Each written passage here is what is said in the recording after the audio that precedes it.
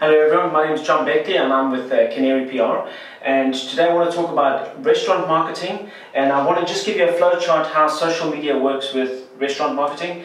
And we're going to start right at the top here. So with your restaurant, what you want to do is you want to really say what your restaurant stands for, what the brand is. Is it a family international food restaurant? Is it fine dining? Whatever it is, make sure your staff, your patrons, everyone understand clearly what it is. And what you should also have with your branding is that if they see an advert in a magazine, online, in a search, on your websites, in your social media, it should have the same styling, the same colors all the way through on your menu, so offline and online.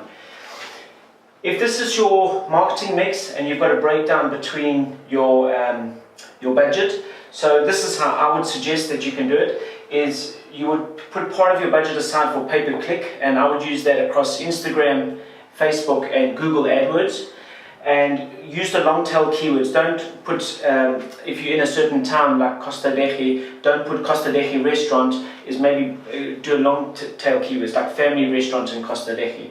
Okay, so use pay-per-click across those three. The other one would be traditional, so that would be the flyers, advertising on the radio, the newspaper. That's not what we're talking about today. SEO, which is search engine optimization, so that's more of a long-term goal, where if somebody searches family restaurant in Costa Leche, that it's coming up in the search results listings. Today what we're talking about is the part of social media and how do restaurants use social media to get bookings. And this is what I'm focusing on. First of all, decide what social media you're going to be in. I would suggest using Twitter, Facebook, Instagram, and being actively involved in the forums on TripAdvisor and answering your reviews on TripAdvisor. If you're coming out here looking, there's two parts to social media. You want to be reactive and you want to be proactive. You want to be reactive in that anyone who's talking about your restaurant, you want to reply, you want to answer them. So if they're on TripAdvisor, answer them. If they're on Facebook giving you a review, answer them. The good and the bad, answer everything. If they're on Twitter talking about you, answer them. What you can also do is listen to, if people are in your town where your restaurant is, and they're taking a selfie saying, hey, it's my first day of my holiday, you can invite them in for a free cocktail in your restaurant. Let them come in and then work out how many free cocktails have we given out, how many times are we upgrading them into having another cocktail or coming back for dinner. So what you want to do is be reactive, is learn how to listen when it's about your brand and when it's alongside your brand, either in your destination or people asking questions. The other part we want to talk about is being proactive. So what you want to be doing is setting up a situation where you can produce videos and photos in an ongoing manner, and not just photos of food and the restaurant, but also your guests. Have some fun, some interesting videos, mix it up a little bit. So you want to be being proactive and reactive, and in your proactive you can have partner programs, promotions, get involved in events. All of those fall under the proactive side. And what you want to do specifically is target. Who are we targeting? Come out and say, who are you targeting for your restaurant? Is it families walking past on this road?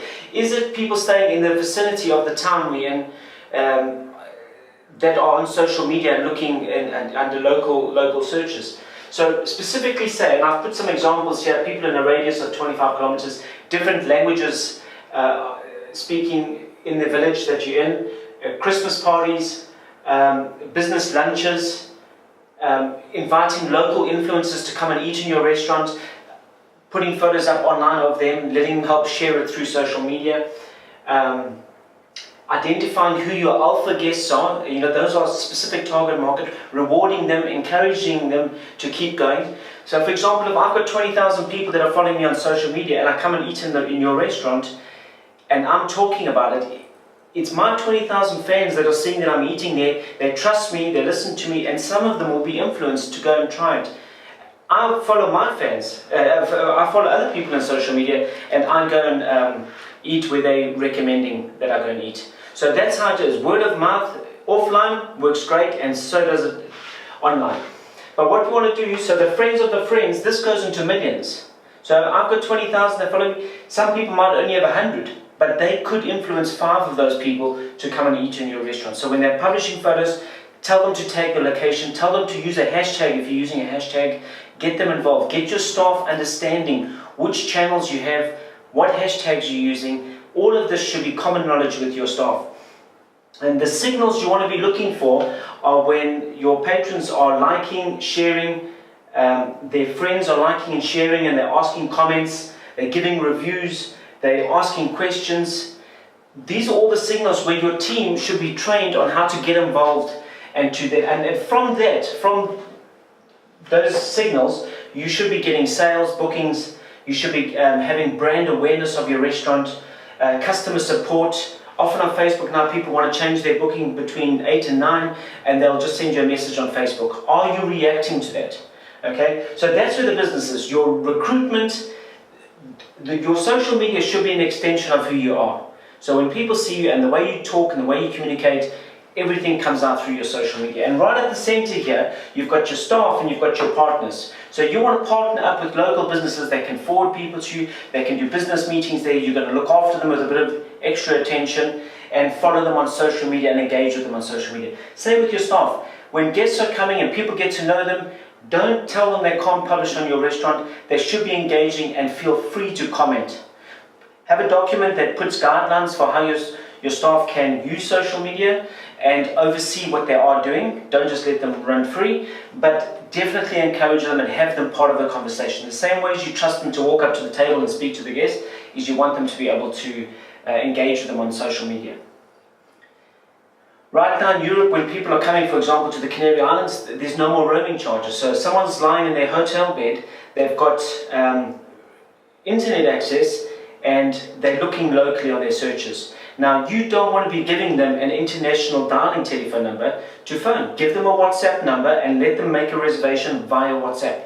It makes it easy for them, and make sure your staff, you can get an iPad with a SIM card, and that iPad could be passed between staff. When it's quiet in a restaurant and the staff are standing like this, you can have them working on the iPad, looking at being proactive. Who's publishing photos in the village? Who's saying, can anyone recommend a good restaurant?